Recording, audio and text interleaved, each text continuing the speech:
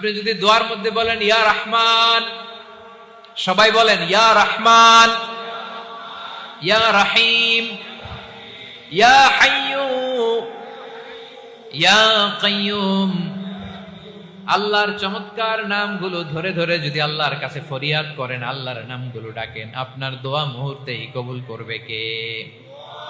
বিষ্ণু ঈসা ইসলাম এভাবে আল্লাহর নামগুলো ধরে ধরে জিকির করতেন, আল্লাহর নাম জপতেন। তিনি বলতেন আসআলুকা বিকুল্লি ইসমিন হুয়া লাক, আল্লাহ তোমার যত নাম আছে সব নামের ওসিলায় তোমার কাছে ফরিয়াদ করি, সব নামের ওসিলায়।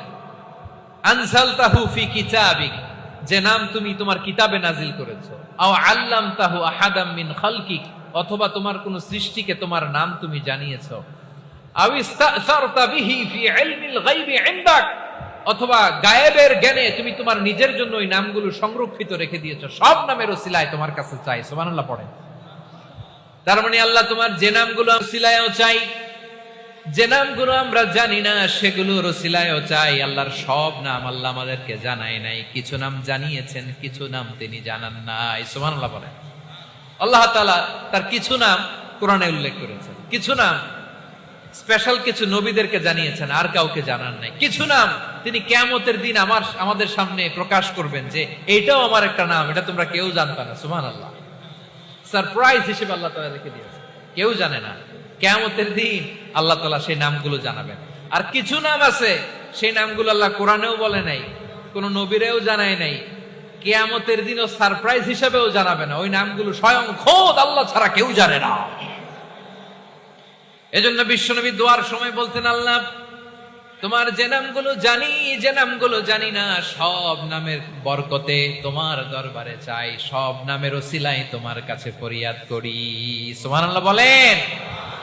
তাহলে সূরা হাশরের মধ্যে আমরা আল্লাহর মোট কয়টা নাম পাবো দেখি, মনে আছে কিনা? হ্যাঁ, কয়টা? আওয়াজ করে বলেন কয়টা? মাশাআল্লাহ। এই 14টা শোনার আগ্রহ আছে? এই দুই একজন যে ওঠা বসা করতেছেন, এই ডাস্টে তো ডাস্ট অ্যালার্জি হয়ে যাবে, ধুলাবালিতে। আসার সময় তো অনেক ধুলা খাওয়াইছেন আমার এই জায়গায়। একটু শান্ত হয়ে বসেন, আমরা শান্ত হয়ে বসি, অল্প কিছু সময় কিছু কথা আলোকপাত করবো, তারপর আমরা বিদায় নিব। উঠবো না, কেউ দাঁড়াবো না, উঠবো না। সেই গতকাল থেকে, গত রাত থেকে আমি দেখেছি তো আপনাদের কাণ্ড কারখানা, ভিডিওতে দেখেছি, কাঁথা বালিশ নিয়ে গত রাতে চলে আসছে। তো অনেক কষ্ট করে অনেক সময় অপেক্ষা করেছেন, আর অল্প কিছু কয়েক মিনিট আপনারা বসেন, আমরা একসাথে বিদায় নেব ইনশাআল্লাহ। তাহলে প্রিয় বারুখালীবাসী, বলেন তো সূরা হাশরের শেষ 3 আয়াতে আল্লাহর কয়টা নামে দেখা মিলবে? সবাই একসাথে আওয়াজ করে কয়টা?